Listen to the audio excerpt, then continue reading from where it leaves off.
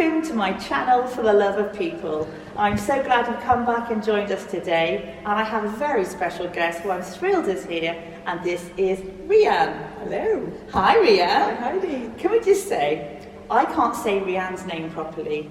I don't know whether it's Rhian or Rhian or Rhian. Rhian, how would you say your name? I would probably introduce myself as Rhian.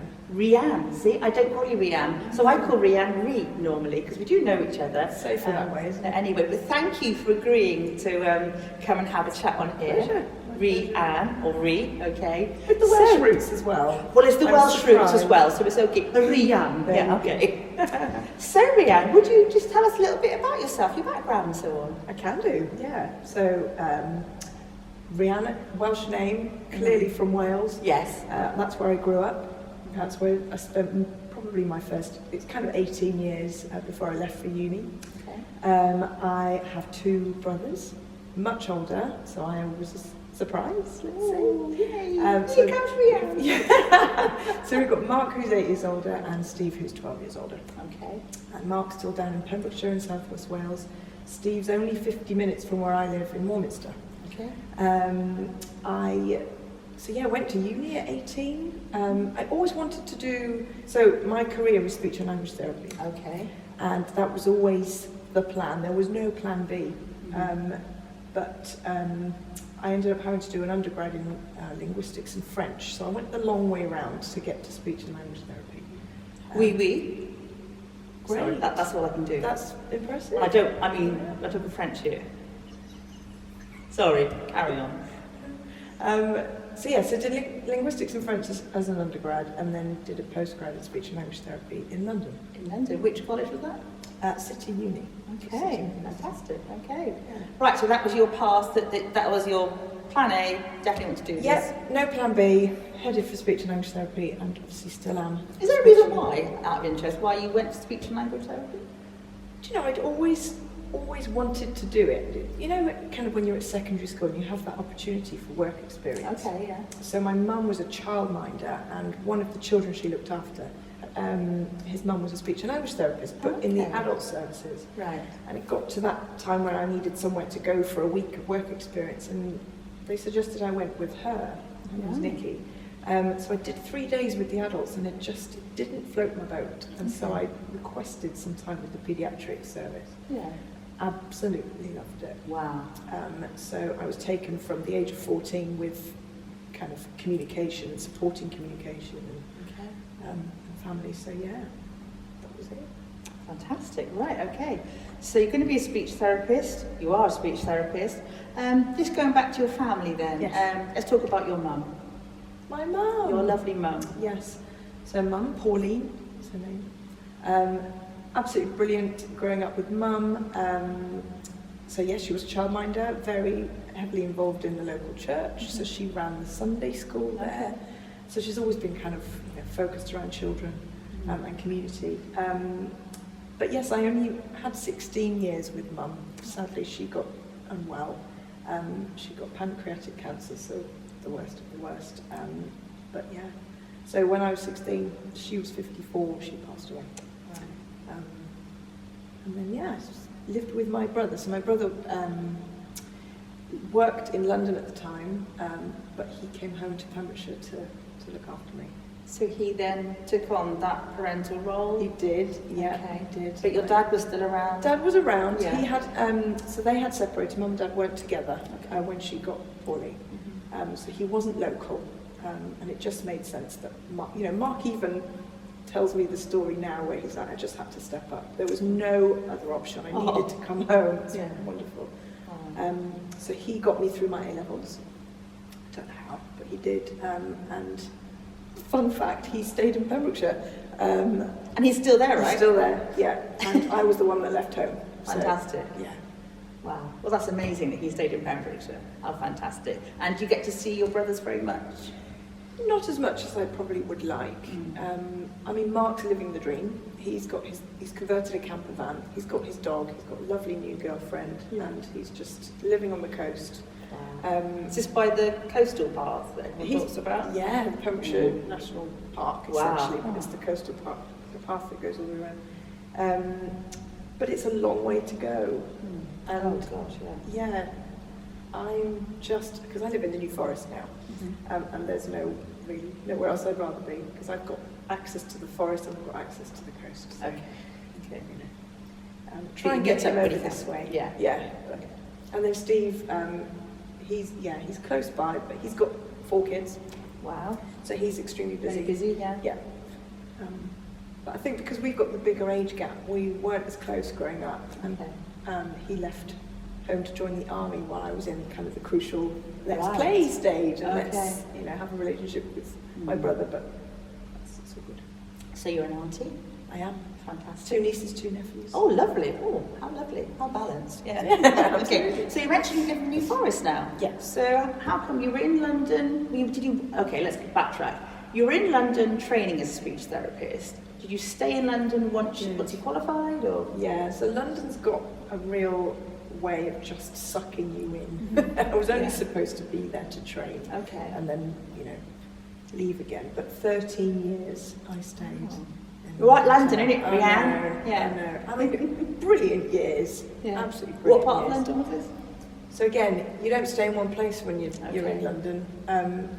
Making friends on the course, obviously you then move in with friends, and the jobs were in different parts of London, so then you end up having to relocate to get to the wow. So I have spent time in Putney, Fulham and Putney, so the southwest. I went up to Finsbury Park in the north, a bit of time in Whitechapel, so yeah. Bit everywhere. Trying to apply for DBS, you have to go through all these past. She's moved around an awful lot, Okay. So when you first qualified, did you go into paediatric speech therapy then? Okay, right. Yeah. So was that in a hospital or a community setting? No, so it was in schools. Schools? Yeah, Okay. I've stayed very much in kind of the education setting. So I was working, started out in independent practice. Okay. Because when I graduated, there weren't many jobs in the NHS. So a good friend of mine took me on. And that I was with her for 2 years, earning good money. But then because of my kind of story to that point, I hadn't really stopped, and it was all career-minded. And I thought, now I've got a fair bit of money in my pocket, I want to travel. Oh, right. So 2 years working for her, but then went around Southeast Asia for 6 months and blew all the cash. Southeast Asia? I thought you were going to say South London then. No, other side of the world. Oh, how fantastic. So it's 6 months you were able? Yes. Did you go on your own? No, I went with a friend from uni. Okay. She'd just come out of a long-term relationship and she said, take me away.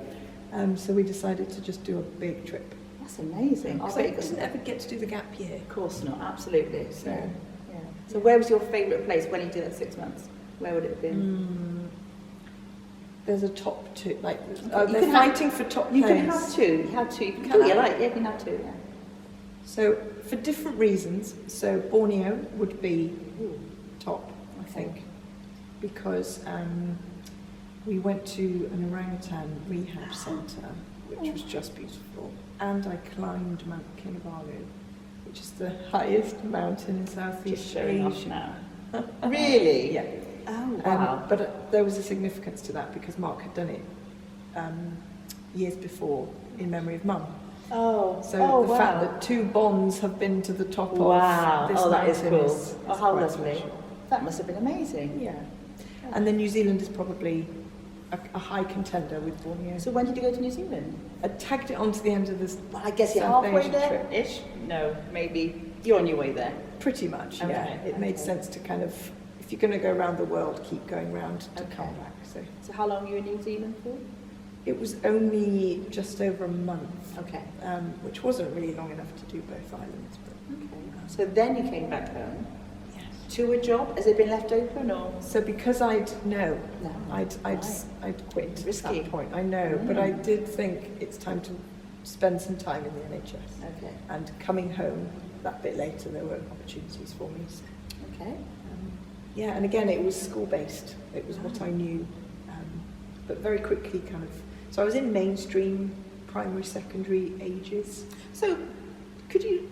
I do know what a paediatric speech therapist does a little Yes. bit, only because our son has some speech therapy, but Sure. I know you do loads of things. Could you kind of sort of summarise what might have been your typical day, or what sort of children you would have seen? So at that time, it was very much the mainstream caseload, but in and amongst that, I mean, we're called speech and language therapists, but I think that's probably not Doesn't the cover most. No, we do all aspects of communication. Okay. So actually, it became apparent that we weren't just working on speech sounds or kind of the language-based kind of narrative and storytelling and sequencing and that kind of stuff. It was more social communication, friendships, self-esteem. Wow. That was becoming a real kind of theme, and I thought, yeah, that's where I want to focus. I think not sitting and drilling speech sounds. Yes. I wanted to work with those that actually, and in fact, those that couldn't access school because of high levels of anxiety or mental health difficulties, but were actually able, quite academically able, but all the social aspects were just becoming a barrier to their learning. Wow. So, again, young people with autism, that was a real kind of passion, and those, they display behaviours that challenge, but really it's a challenge to us, and it's, okay, we see the behaviour and then we're quickly labelling them as naughty. Well, I was watching, just as a sideline, Joe Swash and Stacey Solomon last night on their programme on television, which I love, and he was talking about just that in school. He was called the naughty boy, and he said he created this persona almost because he couldn't read, he couldn't write, and he created this. Everyone thought, oh, Joey's the funny, naughty one, sort of thing. But he said, if that was me today, I'd get the support. And he got really emotional about it. But if only he'd met Rhian, well, I could say. But there's a good example of masking. I'm not good at these things. I can't do these things, so I'm going to act up. But actually, behaviour is communication. So it's a good example. But a lot of the cases for the young people that I can work with there were backgrounds in trauma, or attachment difficulties and things like that. But it was those that, in fact, then I'm going, God, lots of information. No, it's lovely. I'm loving it. I'm happy. You happy? Yeah, we're happy. Everyone's happy. Great. But then that kind of cohort of young people, it was more the teenagers that I was kind of a bit more kind of passionate about. Because suddenly you think quality of life, you think what's their future going to be? If it's relationship breakdowns, they're going to have to start considering employment, and kind of, do they have opportunity to be independent? Are they able to self-advocate, that kind of thing? And what we were seeing was the exclusions, suspensions, the behaviour was taking over, and schools weren't able to meet the need. And so that led to kind of, I had a lot of time in pupil referral units, and we call them SEMH provisions, but it's social, emotional, mental health kind of provisions for these young people to access their learning, but in a more therapeutic environment. I also did a year in the youth offending service. Obviously not me. What did you do? So talk a bit about that, if you're allowed to. Much as you can. It's the youth offending. So is this the old style Borstal they used to call it, or not? Is that the same? Oh, so that's how old I am. There used to be school for naughty boys. This is the criminal justice system, so it's youth justice. Right. So we're moving away from schools now, and we are kind of local authority. We're kind of like prison, juvie. Yes. Is that what the kids call it? Used to call it? Juvenile. Yeah. Wow. So tell us about that. Wow. Fascinating. Blew me away actually, because these children are as young as 10. Not always kind of the big crimes. It's a lot of reoffending behaviour, it's a lot of coercion, it's a lot of have you heard of county lines? I have. Is that to do with drugs? Yeah, okay. So, but it's going over the border, and so it's not just London. They would often come down as far as Dorset. So it's county lines, literally over the border. They'd send, or the bigger gangs would send the little ones with a backpack. They didn't know why. You're going to meet this person, and then you're going to come back. So that's why they were so much younger. Right. But the lifestyle for these kids, in terms of their background, and they were a group that were accepting, and so it's like, yes, because I get free stuff and I get looked after. And it's sad because it's all the grooming side of things, but fascinating to see. But again, the link between this behaviour and social communication, it's so significant. That's the theme, isn't it? Yeah. Absolutely. So that was the reason why speech therapy had a role in that, because these kids were reoffending because they didn't have the level of understanding, or they weren't picking up on, that social, the non-verbal behaviours that come with communication, or they weren't able to self-advocate and go, well, no, this is my preference, this is my need, this is. So how rewarding if you see someone like that at the beginning, and then maybe a while later that you can see their sort of transformation, maybe? Yeah. I mean, simply as my role was really to upskill the professionals involved. Okay. There was small amounts of direct work with the young people, but a lot of it was to kind of advocate on their behalf to begin with, and then give them a voice.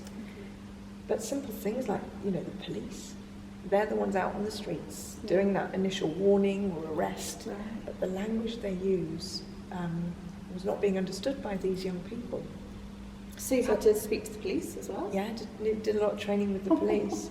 Wow. Just a simple example. So this poor boy, he was somewhere he shouldn't have been. So naturally he got a warning from the police, and it was kind of the antisocial behaviour that we were seeing. So absolutely, he needed to have the warning from the police. He said, you're not to be in this area again for a fortnight, because that would then be classed as,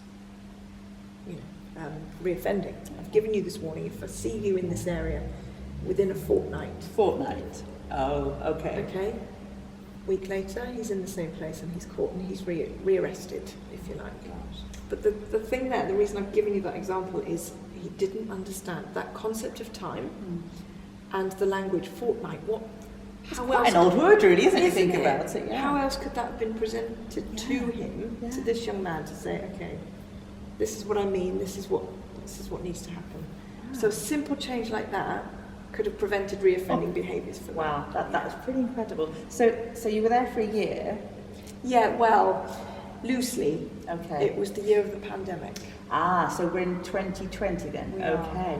Well, interesting year, lots of things going on. Yeah. So what was the link? What happened then? There must have been something that made you leave that job and maybe move elsewhere? Yeah.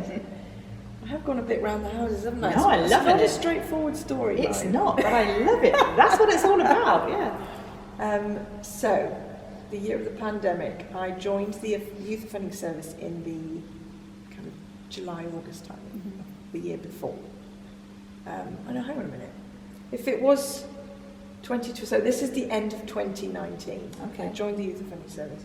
So I was with them from the July, August till the following March, and it was March when it all blew up in 2020. Oh, yes. Remember, yes. COVID.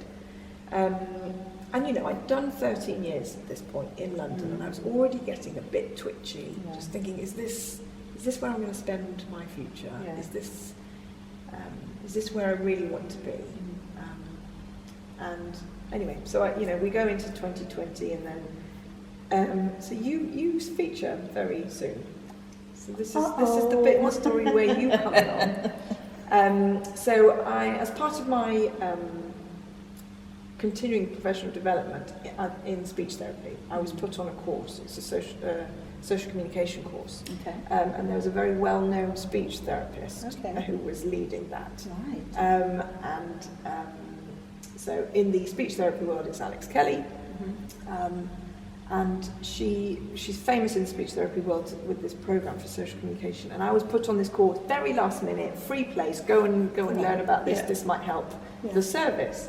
And I struck up a friendship with Alex over those 3 days. We have a lot in common. Yeah. We're both Christians. She used her platform to share that. She has lost her mum, so she, very recently at that point, so we were able to share kind of our experiences there.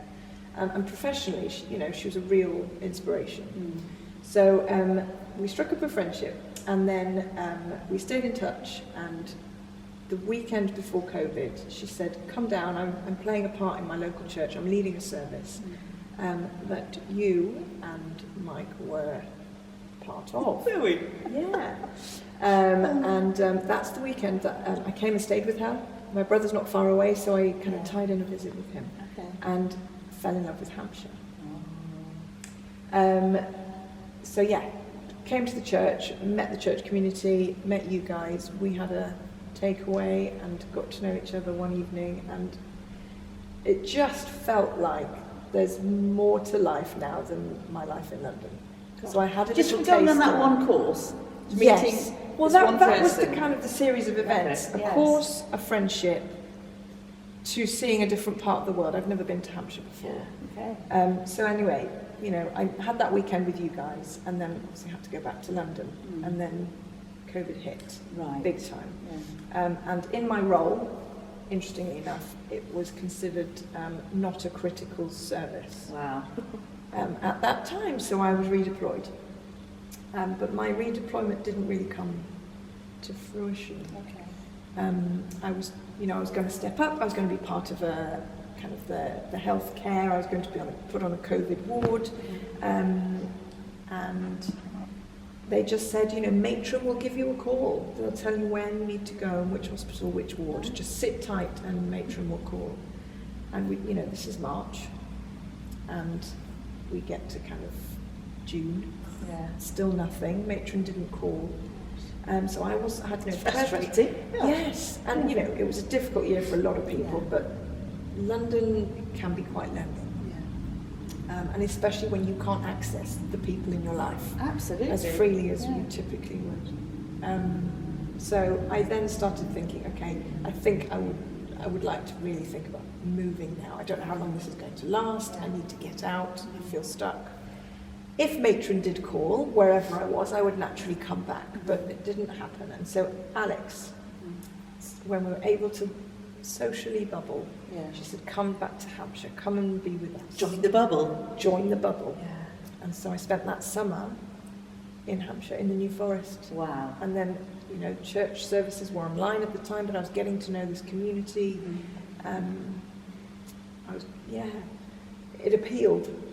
And friendships were forming, obviously, with yourself and with Mike, and I just thought, I think this is time. So then Alex, at the time, was a managing director of a speech and language therapy company, and a job came up that I was able to apply for, and by the October I was packed up and moving to Hampshire. Amazing. So the company you work for now, Rhian, what's the name of the company? It's called Speaking Space. Speaking Space. So Speaking Space Romsey Limited is its full title, but Okay. yes, And that is down here, I assume. Okay. So we're based in Romsey, Okay. Which is just outside of Southampton. Right.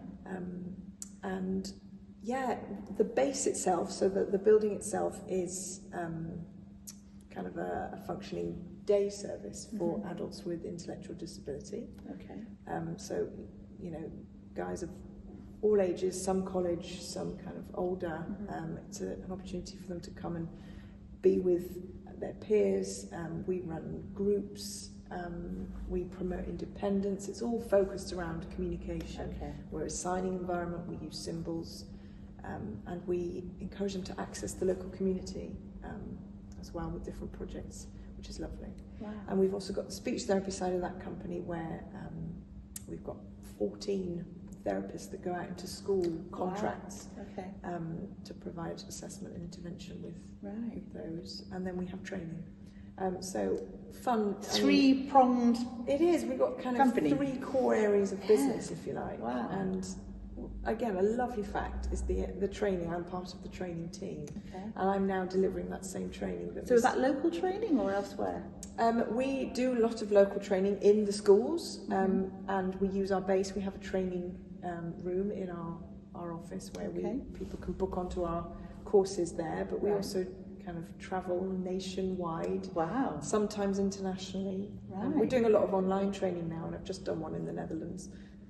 Okay. Online. Wow, that's impressive, isn't it? Yeah. So yeah, it's great. Fantastic. Okay. So your role there, you started as was it a speech therapist? Yeah. So when I moved down from London, I was the lead SEMH, so social emotional mental health therapist for the company, and I've just worked up to therapy manager. So now you're therapy manager. Amazing. Fantastic. So I guess you'll be there for the foreseeable future until something else comes up, or? Yeah.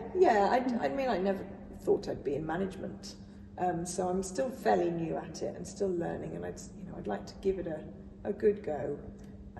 But who knows what the future holds? Absolutely, exciting. And of course the New Forest is beautiful. So how does Rhian like to relax? What do you do in your spare time? Good question. It makes me laugh. I'm a runner, but again, she is a runner. I'm not a runner, you're a runner. I love to run. I haven't been recently, but the way to get back into it each time is to sign up for something new. Okay. So I've now signed up for another half marathon. So there's something in the diary. Keep me focused. That's amazing. Okay. But I'm on annual leave this week, and I haven't been for a single run. So that's. But are you enjoying your annual leave? I am. Yes. Well, so okay. yeah. So free time. I love to run, and the forest is great for that. Okay. I like to read. Love a good thriller. Okay. Yes. And again, walking in the forest. If I'm not, I love to just be out. Yeah. I like to be out and about, seeing friends, watching movies.